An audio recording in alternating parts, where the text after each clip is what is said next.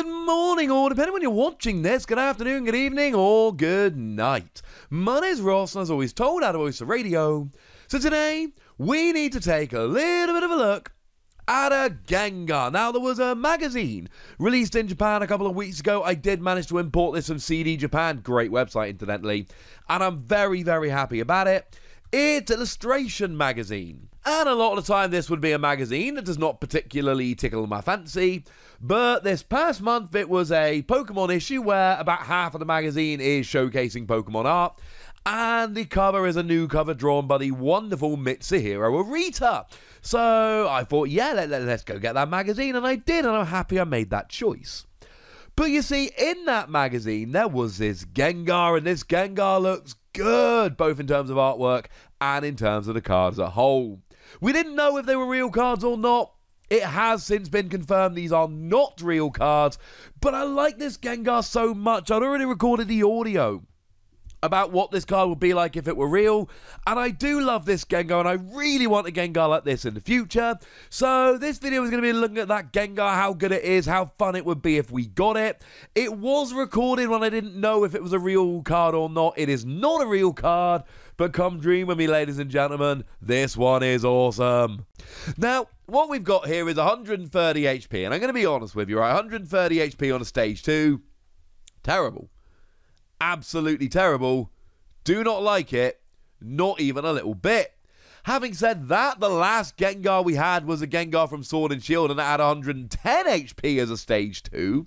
So maybe in that context, it's actually not that bad, as weird as that might sound. The retreat cost of 2 means you can have free retreat with Air Balloon, which isn't terrible. Weakness to Darkness we really dislike because of Eternatus, but also all of those Pokemon that are played with Eternatus, like Spiritomb, etc., we don't like this weakness. I will say that resistance to fighting is nice because Eternatus being weak to fighting, and stuff like Pikachu and Zekrom and all of that, it is going to make people play more fighting stuff, so yay. And of course, you're a psychic Pokemon. That means weakness on stuff like Mewtwo and Mew, which is still extremely relevant. Actually, to be fair, in the last month or so, that's gotten a lot more relevant, so yay! Plus horror energy, so if you get attacked, you at least get to do a little bit of damage back. Now, all we have here on this particular Gengar is a single attack. But I don't really care because this single attack is awesome and should honestly look kind of familiar to you. It's called Poltergeist. No, Poltergeist is a Pokemon. It's called Poltergeist, and it's good. It indeed does 50 damage for each trainer card in your opponent's hand. And if a Poltergeist doing 50 damage for each trainer card in your opponent's hand sounds a little bit familiar, it probably should. It is literally the same attack that we saw on Gengar and Mimikyu, but it's for 1 energy rather than 2. The thing is, Gengar and Mimikyu may have been a basic Pokemon, but you're talking basic Pokemon 2 energy free prizes against stage 2 Pokemon 1 energy 1 prize. So we much prefer only giving up 1 prize. That is awesome. And we much prefer the fact that we are only using 1 energy. That is awesome. Being a stage 2 Pokemon, we don't like too much. There's ways around it. We've got Rosa, lets you search for a trainer card and a Pokemon and an energy. So clearly, like, as long as you've got a Ghastly on the bench, have a Pokemon KO'd, use Rosa to search for a rare candy and a Gengar and a Psychic energy, and then you will be up and rolling, which I like very much indeed. But then again, if your opponent knows what's coming, they can just save the KO until they know they've not got a bunch of trainers. Although they might pick one up when they take a prize, but still. And of course, don't forget, we've actually got that really nice Haunter at the moment. Wait, is that Haunter still legal? I'm going to have to do some checking here. There is a really nice Haunter.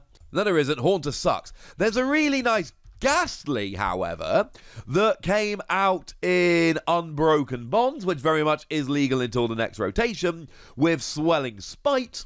And if this Pokemon is knocked out, you search your deck for up to 2 Haunter and put them on your bench.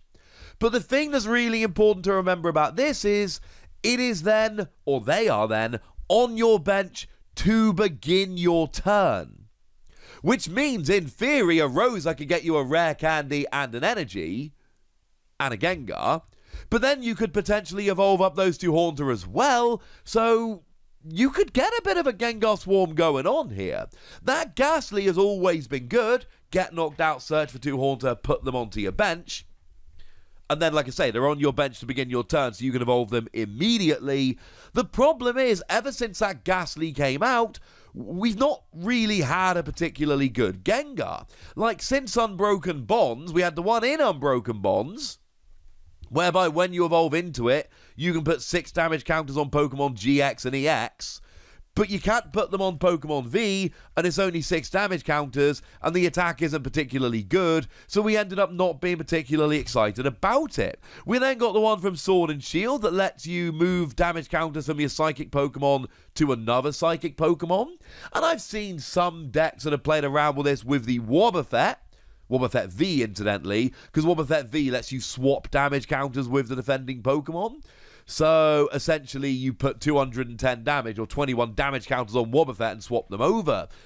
But that's about the most play it's seen. We've not had, like, a really proper good attacking Gengar. So, between stuff like Rosa and that Ghastly, I think Gengar could work. Not to mention the fact that we've got Orbeetle here, and Orbeetle is nice. Because Orbeetle lets you search for a number of Stage 2 Pokemon equal to the number of energy on Orbeetle, and put them straight onto the bench. The thing is, that's going to allow you to get your Gengar. It's also going to allow you to get Omastar. Now, Omastar is cool here.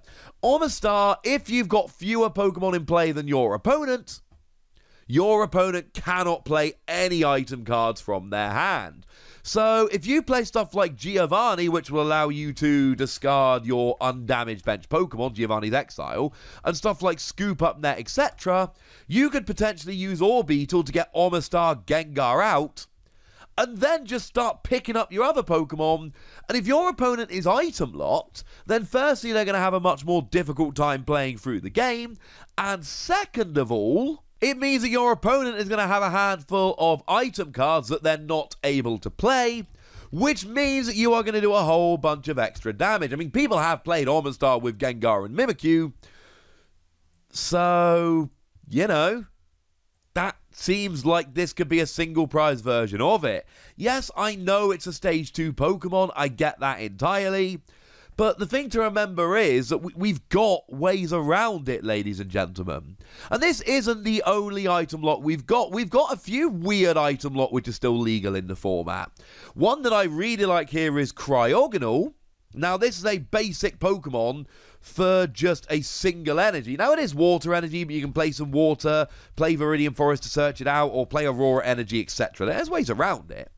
But essentially what you do here is you just do 10 damage and lock your opponent, and then when you finally got your Gengar up and rolling, your opponent is going to have a bunch of item cards. You're not trying to get a KO with Cryogonal. What you're trying to do is just buy some time so that you can then transition into a really big attack with Gengar.